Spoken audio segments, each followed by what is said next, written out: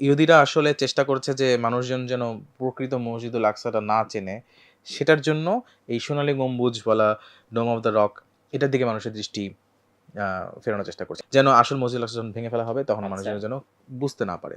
ইহুদিরা হচ্ছে একটা লাল গরু বা এই যে রেড হেইফার এটার হচ্ছে অপেক্ষা করছে একদম পারফেক্ট একটা লাল গরু। সেটা হচ্ছে এইখানে সম্ভবত কোথাও স্যাক্রিফাইস করা হবে। দেন হচ্ছে এটা ভেঙে থার্ড টেম্পল অফ সলোমন তৈরি করা হবে। এটা এর মধ্যে কোন জায়গাটায়? এই নিখুঁত গরু ছাই করে মানে জবাই করে পুড়ায়ে ওই ছাইটা দিয়ে নিখুঁত মানে পরিশুদ্ধ হতে হবে। ওটা ছাড়া ওরা বাইতুল মুকাদ্দাস বানাতে পারবে না। প্রাচীর আবদ্ধ যেই জায়গাটা আমরা দেখতে পাচ্ছি এই পুরোটাই হচ্ছে মসজিদুল আকসা। এই প্রাচীরটা রেখে বাকি সবকিছু রোমানরা ৭০ খ্রিস্টাব্দে ধ্বংস করে দেয়। সূরা মাইদার ২০ থেকে ২১ নম্বর আয়াতে যেটা। সেই ভূমিতে তোমরা প্রবেশ করো। মুসা আলাইহিস সালাম তার কওমকে বলছে যে, সেই ভূমিতে তোমরা প্রবেশ করো যেটা আল্লাহ তোমাদের নামে লিখে দিয়েছে।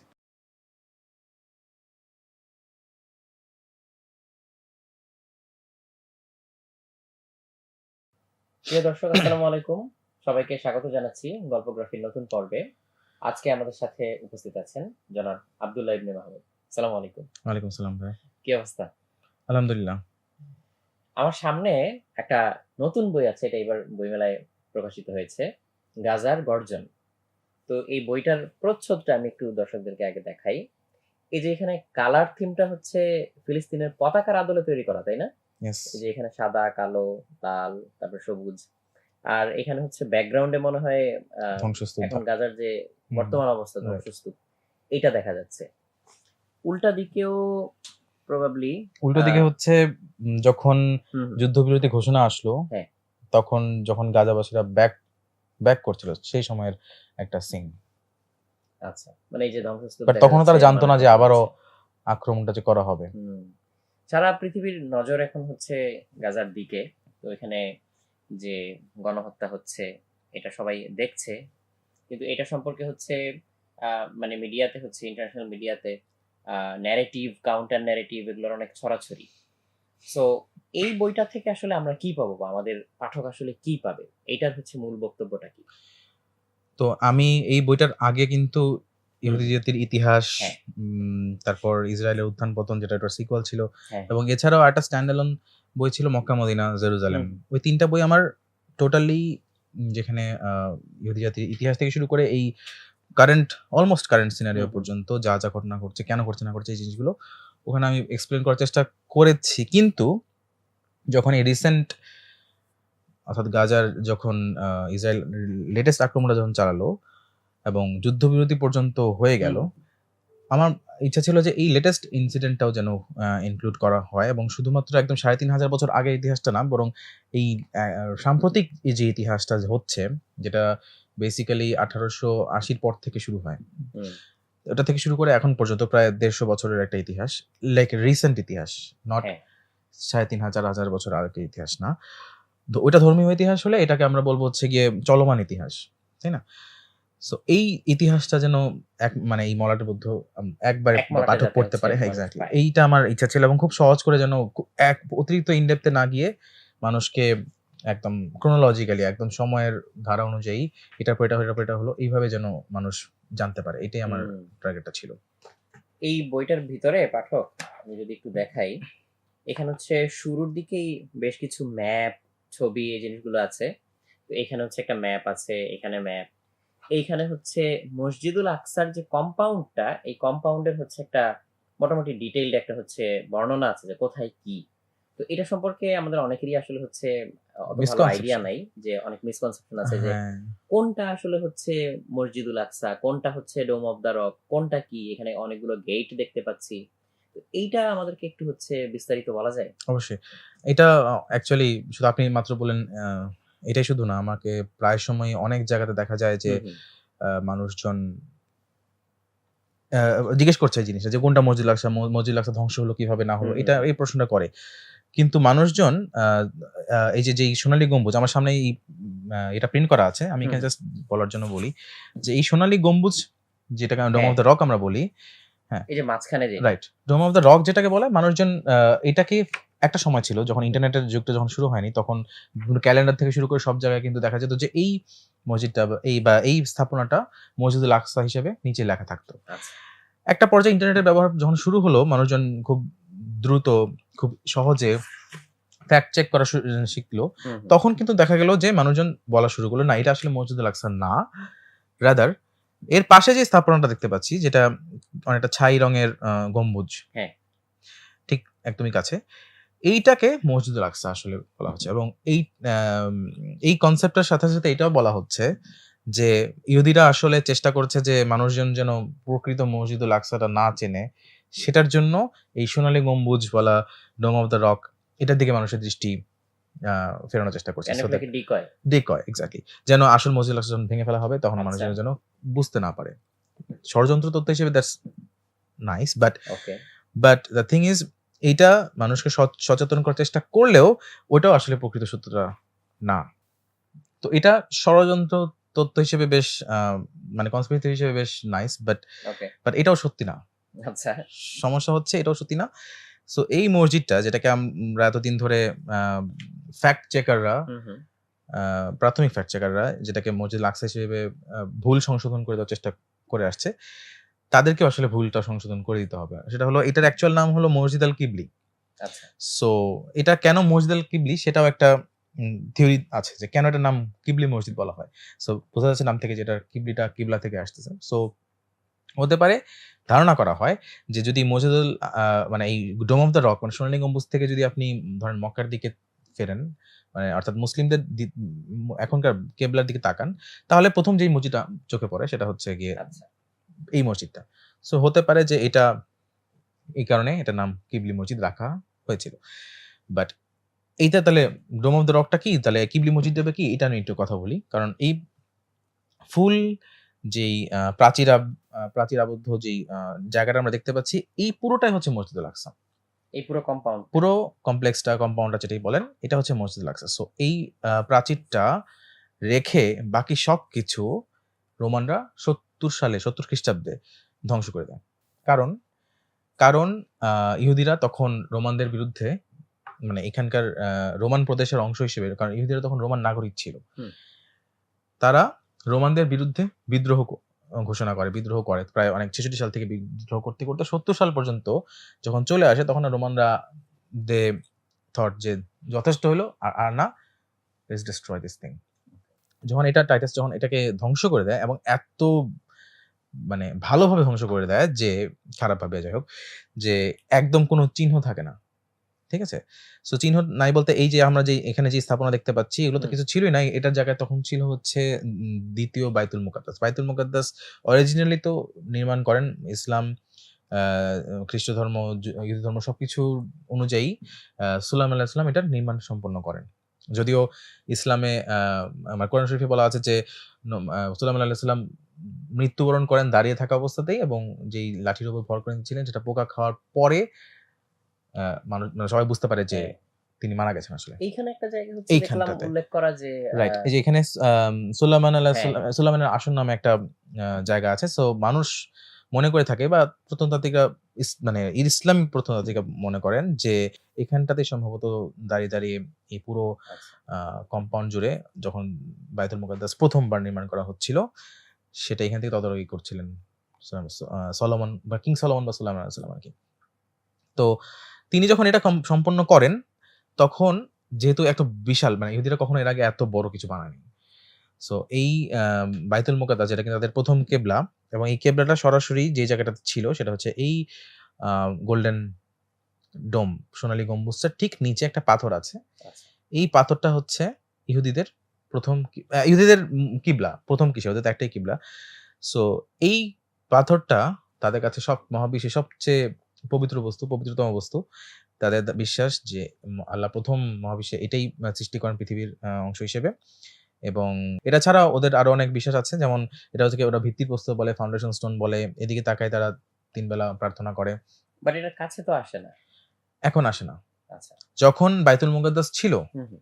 তখন এখানে ঢোকার জন্য, মানে ধরেন এখন আমরা যেটা দেখতে পারি কাবা শরীফে ঢোকার জন্য মুসলমানরা যেরকম ভিড় তাওয়াফ করে সবচেয়ে, হুম, ঠিক হুম। এই জিনিসটা এখানেও করা হতো। এখানেও তাওয়াফ হতো। সো আচ্ছা। ইহুদিদেরও তাওয়াফ প্রথা ছিল। এখন হচ্ছে তো ওই যে ভিডিও গুলাতে যে দেখি যে এই কম্পাউন্ডের মনে হয় ভিতরে ঢুকে না বা কোন পর্যন্ত আসলে আসে? সো এখানে দেখবেন ওয়েস্টার্ন ওয়াল বুরাক দেয়ালটা আছে, হুম, হুম। এইখানে এই পর্যন্ত আসে ওরা, এখানে আচ্ছা। এসে প্রার্থনা করে। কিন্তু ইহুদিদের র্যাবাইরা হুম, হুম। এখানে তাদেরকে যেতে নিষেধ করেন এই কারণে যে এই যে পবিত্রতম বস্তু যেটাকে পাথর যেটাকে আমরা বললাম, ঠিক এখানে একটা সিন্দুক রাখা হতো, আর্ক অফ দ্য কোভেনেন্ট যেটাকে বলে, যেটার উল্লেখ কোরআন শরীফেও আছে, হুম, হুম। তাবুতে সাগিরা, যেটার ভিতরে আম মুসা আলাইহিস সালামের উপর নাজিল করা 10 কমান্ডমেন্টস এর যে ফলকগুলো 10 নীতির মুসা তাওরাতের, আলাইহিস সালাম। রাইট, ওই দূর থেকে যেটা নিয়ে আসা হয়েছিল। ওইটা ওই ফলকগুলো যেটা বেহেশতি পাথর যেটাকে বলে ওটা ছিল। তারপর মান্না, সালওয়া যে খাবার বেহেশতি খাবার বলে ওগুলার স্যাম্পল, আরো অনেক কিছু জিনিস এগুলোর মধ্যে ছিল বলে বলা হয় আরকি। তো ওটাও হচ্ছে গিয়ে তাদের কাছে মনে হতো এটা হচ্ছে গিয়ে আল্লাহর উপস্থিতির একটা প্রতীক বা এরকম কিছু একটা ইহুদিদের বিশ্বাস ছিল। তো যে আচ্ছা। কারণে এটাকে ওরা ওই যে সবচেয়ে পবিত্র হোলি অফ দ্য হোলিজ বলে ওটাকে। হুম, হুম। তো হোলি অফ দ্য হোলিজটা এক্সাক্টলি যদিও ওরা বলে যে এখানটাতেই, তো এটার উপর দিয়ে তো পা রাখা যাবে না, এ করা যাবে না, সে করা যাবে না। সো এইটা থেকে দূরে থাকার জন্য রাবেরা বলেন যে এখানে যেন কেউ পা রাখার চেষ্টা না করে আনটিল এন্ড আনলেস এখানে আবার বাইতুল মুকাদ্দাস বা থার্ড টেম্পল যেটাকে হুম, বলবো এরা, সেটা গড়ে ওঠে। ইভেন যখন এখানে টেম্পল বা উপাসনালয় বা বাইতুল মুকাদ্দাস ছিল, ধরেন সুলাইমান আলাইহিস সালামের সময়ে যখন নির্মাণ সম্পন্ন হলো, তখন যেই ইমামদের বা রাবাইদের, যে রাবাই বলবো না, রাবাই মানে হচ্ছে কি জ্ঞানী যারা বা হুম, হুম। পণ্ডিত যেটাই বলেন। আর ইমামদের একটা আলাদা বংশধারা আছে, লেবীয় বলে, হ্যাঁ? মুসা আলাইহিস সালামের ভাই হারুন আলাইহিস সালামের বংশধর যারা বলবো। তো তারা এখানকার ধরেন ইমাম হতে পারে। আমরা আচ্ছা। ইসলামী পরিভাষায় ইমাম বললাম, ওদের প্রিস্ট বা যেটাই বলেন। তো ওই ইমাম যেই বংশধারাটা, তারা অনেকে ইমাম থাকবে আর একজন থাকবে হচ্ছে গিয়ে চিফ ইমাম, মহা ইমাম যেটাকে হুম, বলেন। হুম। তো তারা এখানে ঢুকতে পারবে শুধুমাত্র বছরে একবার। এখানে বলতে আমি মিন করলাম যে ওই যে হোলি অফ দ্য হোলিজ হুম, যেটাকে হুম। বললাম, ওখানে শুধুমাত্র বছরে একবার ওদের ঈদের সময় যেটাকে বলবো, ওই কক্ষে শুধুমাত্র ওই একটা বারই প্রবেশ করতে পারবে। এবং ওখানে কিছু রিচুয়াল আছে। ওই রিচুয়াল গুলো যদি ঠিকমতো সম্পন্ন করতে পারে, অর্থাৎ তার মন যদি পবিত্র থাকে, তার আত্মা যদি পবিত্র থাকে ইত্যাদি থাকে, তাহলে সে ঠিকঠাক বের হয়ে আসতে পারবে। এটা তাদের আচ্ছা। বিশ্বাস ওই রুম থেকে। আর যদি তার মনে কোনো পাপ থেকে থাকে, সে যদি অসৎ হয়ে থাকে ইত্যাদি, ইত্যাদি এরকম ধারণা থাকে, তাহলে তাদের বিশ্বাস ছিল যে ঠিক ওই রুমটা ঢোকার, হোলি অফ দ্য হোলিজ রুমের মধ্যে ঢোকার পরপরই, যেখানে আর্ক অফ দ্য কোভেনেন্ট বা হুম, হুম। সিংহাসনটা আছে, সেখানে ঢোকার পরপরই আল্লাহ তাকে আ মেরে মানে তার প্রাণ নিয়ে নিবে বা হুম, হুম। সামথিং পড়ে যাবে এবং অভিশপ্ত হবে। যে কারণে এটা অনেক নিচে ছিল এই রুমটা।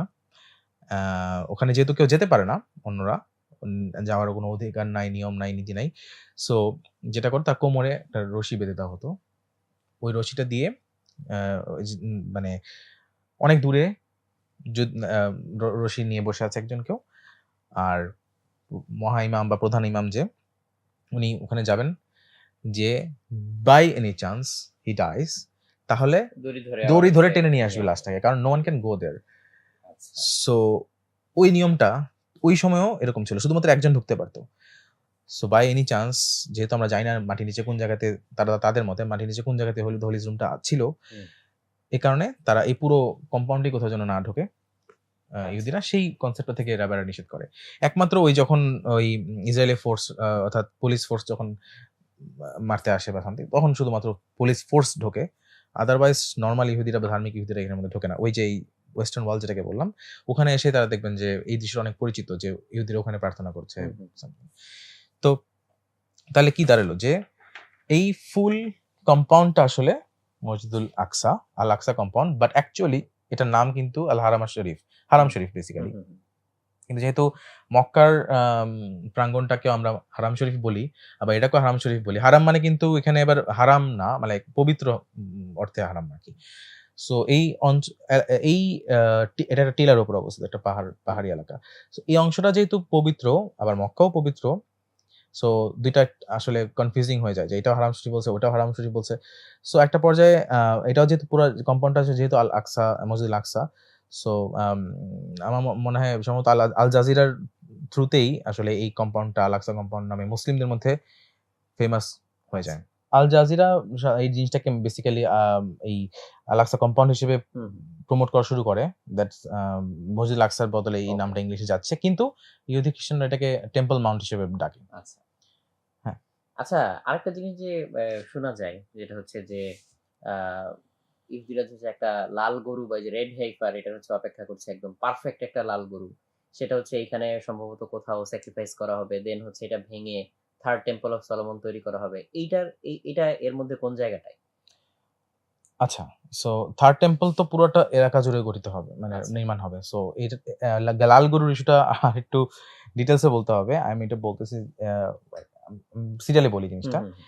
যে এখানে আ এই মসজিদটা অর্থাৎ কিবলি মসজিদ যেটাকে বলা হয়, ঠিক এই স্পেসটাতে আ ইসলাম ধর্ম অনুযায়ী, মানে মুসলিম বিশ্বাস অনুযায়ী মহানবী সাল্লাল্লাহু আলাইহি ওয়াসাল্লাম মিরাজের রাত্রে এখানটায় নামাজ আদায় করেন। আচ্ছা। এইখানটাতে। কারণ তিনি যখন এখানে আসেন, এই সময়টাতে তো পুরো ধ্বংসস্তূপ। হুম, কারণ আমি হুম। বললাম যে ১ম যখন এই এলাকাটা ধ্বংস করে দিল, সেটা ছিল হচ্ছে গিয়ে খ্রিস্টপূর্ব ৫৮৬ সালে। নে ম্যা আ নিও ব্যাবিলিয়ান এম্পারার ছিল হচ্ছে নেবুকাদনেজার, 2nd নেবুকাদনেজার। উনি এটা ধ্বংস করে দেয়। তারপর ইহুদিদেরকে বন্দী করে পারস্যে নিয়ে যায়। কিন্তু এরপরে যখন আবার তারা ব্যাক করে এবং ওই সুলাইমান আলাইহিস সালামের টেম্পল, উপাসনালয় বা বাইতুল মুকাদ্দাসটা আবার রিবিল্ড করা শুরু করে, হুম, হুম। তখন ওখানে আবার ওখানে একটা ২য় মডেল এবং আরো বড় করে সুন্দর করে বানায়। সেটা হচ্ছে 2nd টেম্পল বা ২য় বাইতুল মুকাদ্দাস। সেটা টিকে ছিল ইভেন যীশু খ্রিস্ট বা ঈসা আলাইহিস সালাম যখন ০০ আশপাশে যখন জন্মগ্রহণ করেন, তখনও ওই 2nd টেম্পলটা দাঁড়ায় আছে আচ্ছা। ওখানে। তখন কিন্তু পুরা এলাকাটা রোমানদের অধীনস্থ। হুম, রোমান হুম। প্রদেশ একটা, ইহুদিয়া প্রদেশ। যে ইহুদিয়া থেকে ইহুদি নামটা আসতেছে। সো তখন ওই রোমানরা তাদেরকে একটা আম অনেক রুল যা করে, কিন্তু একটা জিনিস ওদেরকে পালন করতে হতো, সেটা হচ্ছে ইহুদি ধর্ম। কোন সমস্যা নেই, তোমরা ইহুদি ধর্ম পালন করো। আনটিল ওই ১৩১ সালের দিকে। তখন এসে খ্রিস্টীয় ১৩১ সাল, এটা পরে আসতেছি। বাট ৭০ সালে যখন বিদ্রোহ চলে হুম, ইহুদিদের, হুম। তখন ওরা এই পুরা ওকে। কম্পাউন্ডটা ধ্বংস করে দিল।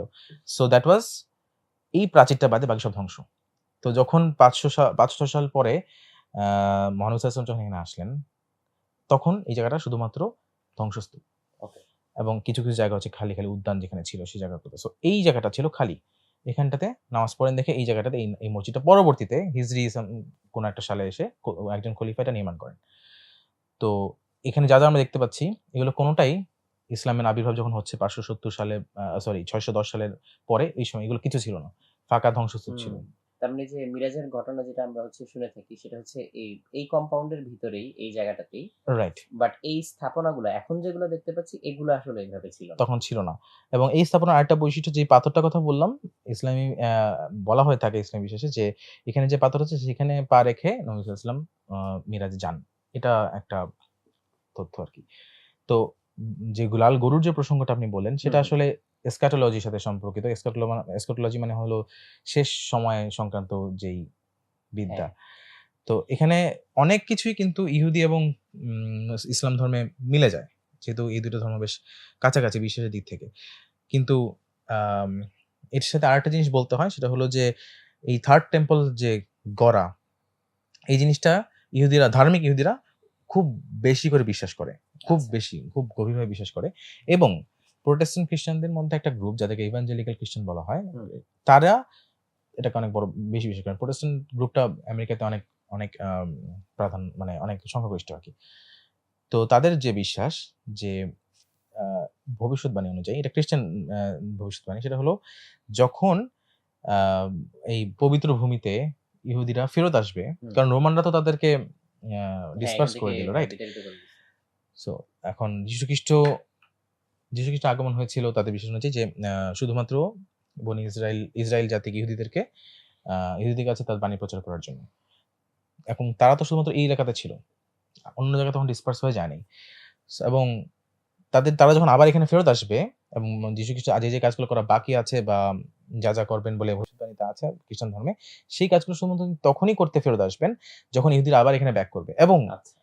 যে বাইতুল মুকাদ্দাস যীশুখ্রিস্ট দেখে গেছেন, সেটা যখন থাকবে ওখানে।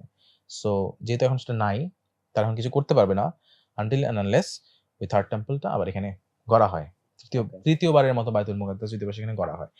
এখন সমস্যা হচ্ছে যে বাইতুল মুকাদ্দাস কিন্তু খ্রিস্টানরা বানাতে পারবে না। মুসলিমরা তো মুসলিম রিজ মুসলিমদের জন্য এখানে যা আছে তাই ওকে। এটার জন্য কোন বিশেষ স্থাপনার প্রয়োজন নেই। কিন্তু ইহুদিদের জন্য তাদের যত রকমের নামাজ রোজা থেকে যা কিছু আছে সবকিছু আবর্তন করে হলো তাদের আ যে রেগুলার শরিয়ত যেটাকে বলে, ওই শরিয়তটা ওদের বাইতুল মুকাদ্দাসকে কেন্দ্র করে ছিল। আচ্ছা। যে কারণে ৭০ সালে যখন বাইতুল মুকাদ্দাস ধ্বংস হয়ে যায়, এরপর থেকে তাদের অনেকগুলা যেগুলা বাইতুল মুকাদ্দাস কেন্দ্রিক, সেই জিনিসগুলো সব ওরা বাতিল ঘোষণা করে হুম, হুম। আনটিল আবার যখন এই বাইতুল মুকাদ্দাস নির্মাণ করা হবে। তো বাইতুল মুকাদ্দাস নির্মাণ করার একটা পূর্ব শর্ত হচ্ছে যারা এটা নির্মাণ করবে তাদেরকে পরিশুদ্ধ হতে হবে। হুম। ঠিক আছে? এবং এই পরিশুদ্ধ হওয়ার জন্য তাদের বিশেষ কিছু রিচুয়ালের মধ্য দিয়ে যেতে হবে। আচ্ছা। এবং এই জিনিসটা অর্থাৎ কি রিচুয়ালের মধ্য দিয়ে যেতে হবে এটা বাইতুল মুকাদ্দাস নির্মাণ সংক্রান্ত নীতিমালা হিসেবে ওদের মানে তাওরাত বা অন্যান্য গ্রন্থে নাই। কি হিসেবে আছে সেটা হচ্ছে যদি কেউ পবিত্র হতে চায় ইহুদি ধর্মে তাদেরকে এই করতে হবে। কি করতে হবে? গরুর একটা গরু নিয়ে সেটাকে পুড়িয়ে সেটা ছাই দিয়ে এই করতে হবে, সেই করতে হবে, ধুতে হবে এরকম কিছু। কিন্তু এই গরু হতে হবে খুব নিখুঁত। যেটা আ ইসলাম ধর্মে অর্থাৎ কোরআন শরীফে সূরা বাকারা যেটা আছে, বাকারা অর্থই হ্যাঁ। গরু। এই স্পেসিফিক গরুটা একটা ঘটনা কোরআন শরীফে আছে যে ইহুদীরা একবার জিজ্ঞেস করল মুসা আলাইহিস সালামকে যে একটা ঘটনা ঘটেছিল খুনের ঘটনা এবং সেই ঘটনার সাথে জড়িত আম আ ক্রিমিনালকে ধরার জন্য সাক্ষ্য দরকার। হুম। ওই সাক্ষ্যটা কিভাবে পাবে? সেটা হলো যে একটা গরুর জিহ্বা টাচ করলে ওই মৃত যে মানুষটা আবার জীবিত হয়ে এসে উত্তর বলে দিবে এরকম একটা ঘটনা আছে। কিন্তু ওই গরুটা কেমন হবে শুরুতে এটা আল্লাহ বলে দেয় নাই। নরমাল একটা গরু। তারপর ওরা জিজ্ঞেস করল গরুটা দেখতে কেমন হবে? আল্লাহ উত্তর দিল এরকম। আবার আবার ব্যাক টু ব্যাক কোয়েশ্চেন একটার পর একটা কোয়েশ্চেন করছে। তো যত বেশি প্রশ্ন করে তত বেশি কঠিন হতে থাকে রুলগুলো। হুম। সো একটা পর্যায়ে মানে পিত কালারের একটা গরু বলার কথা ছিল যেটা কোরআনে হচ্ছে গিয়ে হালকা হলুদ টাইপের কালার। আর হিন্দু ধর্মে এটা এখানে লস্ট ইন ট্রান্সলেশন বা কিছুটা বলা যেতে পারে। সেখানে এটা হচ্ছে গিয়ে লালচে কালার। আবার কোন ইহুদি এটাকে হলুদ কালারও বলে। কিন্তু ওই ধরুন লালচে কালার, ইহুদি ধর্ম বিশ্বাস যেহেতু লালচে কালার, সো আমরা ধরি এটা রেড কাউ, রেড হাইফার বাছুর হতে হবে, নট পুরা গরু হলে হবে না। সো ওই গরুটা কোরবানি করতে হবে ঠিক এমন একটা জায়গাতে যেখান থেকে দেখা যায় বাইতুল মুকাদ্দাস যেখানে বানানো হবে। আচ্ছা। সো এখন আ গত বছর ২০২৪ সালে এরকম একটা বড় হাইপ উঠে যে তারা টেক্সাস থেকে ৫ টা গরু নিয়ে আসছে এই ইসরায়েলে। অ্যান্ড ওখানে ওরা ৫ টা নিখুঁত গরু এবং সেই নিখুঁত গরু যেই গরুটা দিয়ে কখনো চাষাবাদ করা হয় নাই, কখনো কিছু করা হয় নাই। দাঁতের সংখ্যা থেকে শুরু করে কোনো জায়গায় রেড বাদে অন্য কিছু নাই। কোনো পশমও সাদা হবে না এরকম ব্যাপার-স্যাপার। হুম। সো এই নিখুঁত গরু ছাই করে মানে জবাই করে পুড়ায়ে ওই ছাইটা দিয়ে নিখুঁত মানে পরিশুদ্ধ হতে হবে। আচ্ছা। পরিশুদ্ধ হলেই এবং শুধুমাত্র মানুষটা না ওই যেই ইন্সট্রুমেন্ট গুলা দিয়ে ভাঙা হবে, গড়া হবে, ওইসব ইন্সট্রুমেন্ট গুলোকেও পরিশুদ্ধ করতে হবে ওই ছাই দিয়ে। ওটা ছাড়া ওরা বাইতুল মুকাদ্দাস বানাতে পারবে না। আচ্ছা। থার্ড টেম্পল অফ সলোমন বানাতে পারবে না। সো এটা হচ্ছে ইহুদিদের গোঁড়া ইহুদিদের যে বিশ্বাসটা। এখন যখন আপনি এই নীতিমালাগুলো পড়বেন, দেখলেই বুঝবেন যে যারা এই নীতিমালাগুলো লিপিবদ্ধ করেছিলেন সেই সময়টায়, পড়লে বোঝা যায় তারা দেখতে পাচ্ছে যে বাইতুল মুকাদ্দাস ওখানে আছে। So it was written during a time when it was standing. তারা তখনও জানে না যে বাইতুল মুকাদ্দাস ধ্বংস হয়ে যাবে। সো তারা ওই নিয়ম নীতিগুলা আ লি লি আ লেখা হয়েছিল অন্য কোনো পরিশুদ্ধকরণের জন্য। আচ্ছা। ঠিক আছে? অন্য কোনো ওয়েতে যেমন ইভেন এমনও আছে যে কেউ কবর দিয়ে আসলে ইহুদি ধর্ম নিয়ম অনুযায়ী হুম। কবর দিয়ে আসলে তাকে পরিশুদ্ধ ধরা হয় না। তাকে আ এরকম রিচুয়াল এর হুম। মধ্যে দিয়ে যেতে হবে। তখন ওরা ওরকম নরমাল জিনিসের জন্য ওরা এরকম সিস্টেম করত। তো ওই যে গরুটার কথা বলা হলো যে গরুটা দিয়ে মুসা আলাইহিস সালাম কাজটা সম্পন্ন করেছিলেন, সেই গরুটার ছাই সম্ভবত এরকম কিছু একটা ছিল। ওই ছাইটা বলা হয়ে থাকে ইহুদিরা সংরক্ষণ করে রাখছে। বছরের পর বছর, হাজার বছর ধরে তারা একটা রেখে দেয় এবং তাদের ধারণা যে এই জায়গাতেই কোনো এক জায়গাতে আচ্ছা। ছাইটাও আছে। এবং অনেকে দাবি করে এটা এই ছাইটা, অনেকে দাবি করে ওটা ওই ছাই। সো এবং নিয়মটা ছিল এরকম, এই পর্যন্ত ১০ বা ১১ বারের মতো সম্ভবত এরকম গরু কোরবানি করা হয় in 2000 ইয়ার্স হুম, হুম। এবং পরবর্তী গরু যখন কোরবানি করা হবে ওই ছাইয়ের সাথে আগের গরুটার ছাই মিক্স করতে হয়। সো এবং এটার জন্য তারা আগের ছাইটা রেখে দিত আরকি। কারণ তারা জানে যে আগেরটা নিশ্চিতভাবে ঠিক ছিল। সো ওই নিশ্চিতের কিছুটা অংশ যদি আমি ইম্পোর্টেন্ট দেই তাহলে এট লিস্ট এটাও নিশ্চিত থাকবে এরকম একটা ধারণা ওদের মধ্যে ছিল। তো এই ৫ টা গরু উড়ায় নিয়ে আসা টেক্সাস থেকে উড়ায় নিয়ে আসার কারণে আ মানুষজন মনে করে থাকে এবার তারা অনেক সিরিয়াস। কিছুটা হয়ে হুম, যাবে। হুম। এবং আপনি দেখবেন যে এরকম ছবিও আছে যে আম তারা গরুগুলা ঠিক এটার কাছাকাছি একটা জায়গায় প্ল্যাটফর্মে তারা একটা গরুকে নিয়ে ট্রায়াল করে দেখতেছে। That was not the like ওই যে সব নিখুঁত গরুটা না, জাস্ট ট্রায়াল এন্ড এরর যে করলে কেমন হয় না হয় এরকম একটা ছবি আছে। তো বলা হচ্ছে যে এই জিনিসটা হামাস থেকেও বিবৃতি আসে যে তারা এই জিনিসটা হতে দেবে না। হ্যাঁ, কারণ এমন না যে তারা এই বিশ্বাসটা তাদের আছে হুম, যে হুম। এটা এটা তো করলে এটা হচ্ছে হবে। মানে ইহুদিদের বিশ্বাস। এটা ইহুদিদের বিশ্বাস এবং দ্যাটস হোয়াট কাউন্টস। বিশ্বাসটা আচ্ছা। যে আছে ওদের হুম, হুম। এবং এই বিশ্বাসকে তারা কেন্দ্র করে তো কাজ করবে, অ্যাকশনে যাবে। অ্যাকশনে যাবে।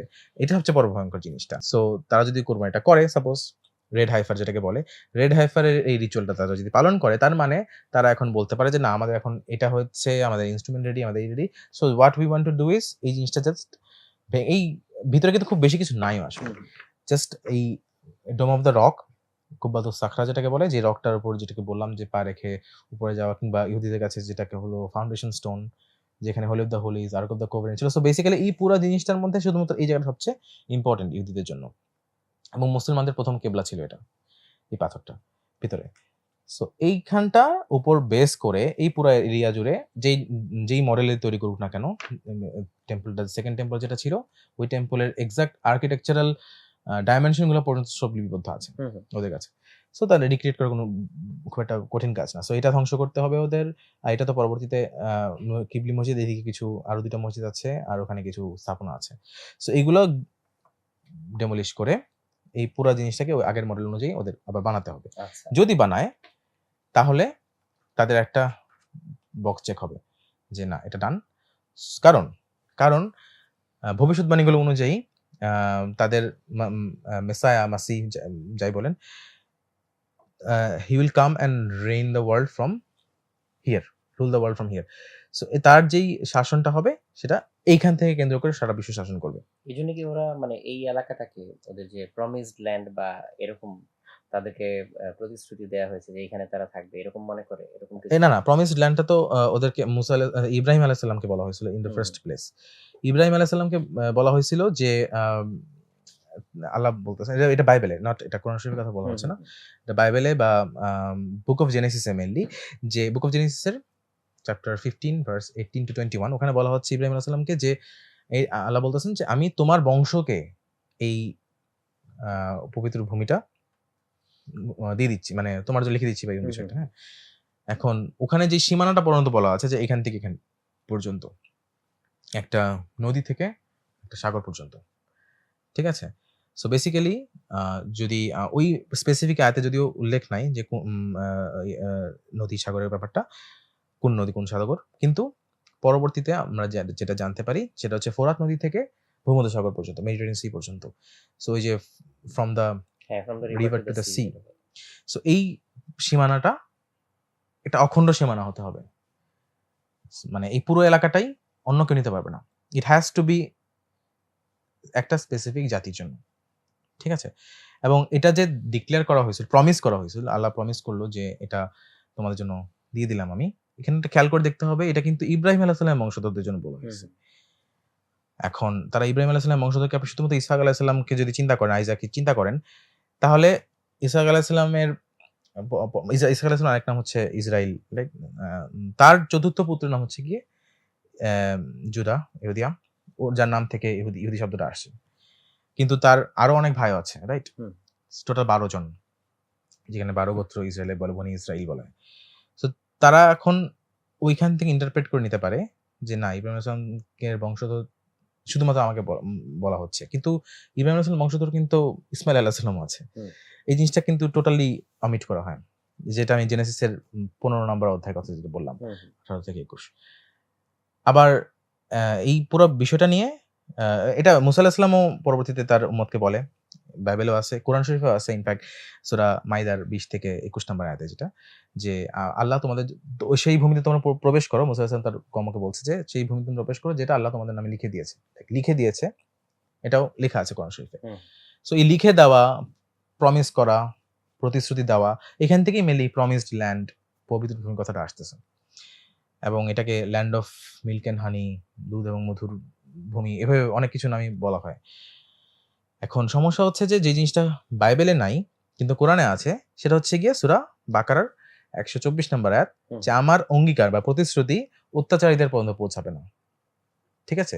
এই যে আম মানে কি বলবো এটাকে, সংবিধিবদ্ধ সতর্কীকরণ বলে বা ফুটনোট যেভাবে চিন্তা করেন জিনিসটাকে, যে হ্যাঁ, আমি তোমাদেরকে একটা জিনিস প্রমিস করলাম, but only until only if you are not being oppressive.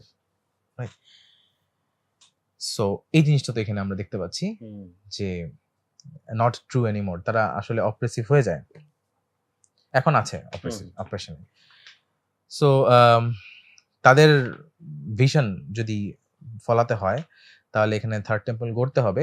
এবং সবচেয়ে দুঃখের ব্যাপার হচ্ছে এটাই যে থার্ড টেম্পল হলেই যেহেতু শুধু যীশু খ্রিস্ট আসবে, এটা ইভাঞ্জেলিক্যাল খ্রিস্টানদের বিশ্বাস। হুম সুতরাং যদিও ইহুদিরা তাদের চরম শত্রু, যেহেতু ইহুদিদের দাবি যীশু খ্রিস্টকে তারা ক্রুশবিদ্ধ করেছে, হ্যাঁ ইয়েট তারা যীশু খ্রিস্টের রিটার্নের জন্যই, সেকেন্ড কামিং এর জন্য তারা এই ইহুদিদেরকে সাপোর্টটা দিবে, যারা কিনা এই থার্ড টেম্পলটা বানাবে।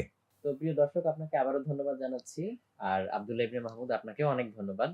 ইনশাল্লাহ সামনে এই জিনিসগুলো নিয়ে আমরা আবারও আলোচনা করব, এন্ড অফ টাইমস নিয়ে হয়তো, কিংবা আফটার কারবালা নিয়ে, হোপফুলি ঈদের আগে আগেই ইনশাআল্লাহ। ইনশাল্লাহ। তাহলে আমরা আজকে বিদায় নিয়ে নিচ্ছি প্রিয় দর্শক, আবার দেখা হবে। আসসালামু আলাইকুম।